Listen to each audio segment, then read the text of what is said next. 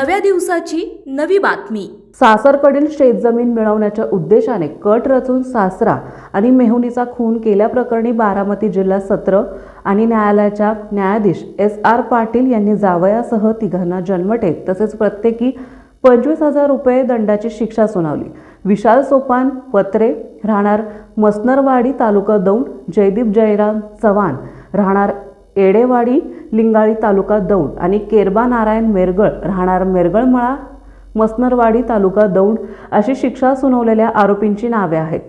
रमेश तुकाराम बाराते आणि त्यांची मुलगी शीतल रमेश बाराते यांची हत्या केली होती। आरोपी वत्रे यांचे रमेश बाराते हे सासरे तर शीतल ही मेहुणी होती। रमेश बाराते यांना 2 मुली असून थोरल्या मुलीचा विवाह आरोपी वत्रे यांच्याशी झाला होता। मात्र वत्रे याला धाकटी मेहुणी शीतल हिच्याशी विवाह करायचा होता।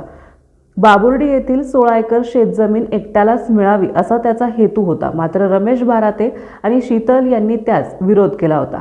या रागातून दिनांक 22 मार्च 2016 रोजी विशाल वत्रे याने रमेश बाराते आणि शीतल यांना जेवणाच्या निमित्ताने घरी बोलावले। जयदीप चव्हाण आणि केरबा मेरगळ यांना सुपारी देऊन दोघांचा खून करण्याचा कट रचला। आरोपींनी रेकी करून रमेश बाराते आणि शीतल मोटारसायकलवरून घरी जाताना हिंगणगाडा शिवारात त्यांच्या डोळ्यात मिरची पूड टाकली। चव्हाण याने दगडाने तर मेरगळ याने कोयत्याने वार करून दोघांचा जागीच खून केला। या प्रकरणी रमेश बाराते यांचे पुतणे अमोल जयराम बाराते यांनी यवत पोलीस ठाण्यात फिर्याद दाखल केली होती। तत्कालीन पोलीस निरीक्षक शशिकांत चव्हाण यांनी तपास करून आरोपीच्या विरोधात दोषारोपपत्र दाखल केले। खटल्यात सरकार पक्षाकडून 20 साक्षीदार तपासले।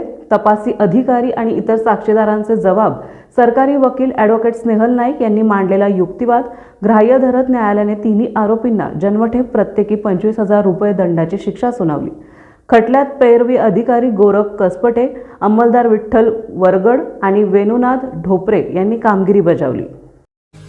आपल्या परिसरातील महत्त्वाच्या बातम्या पाहण्यासाठी आजच नवप्रभात न्यूज चॅनलला YouTube वर सबस्क्राइब करा आणि बेल आयकॉन प्रेस करा।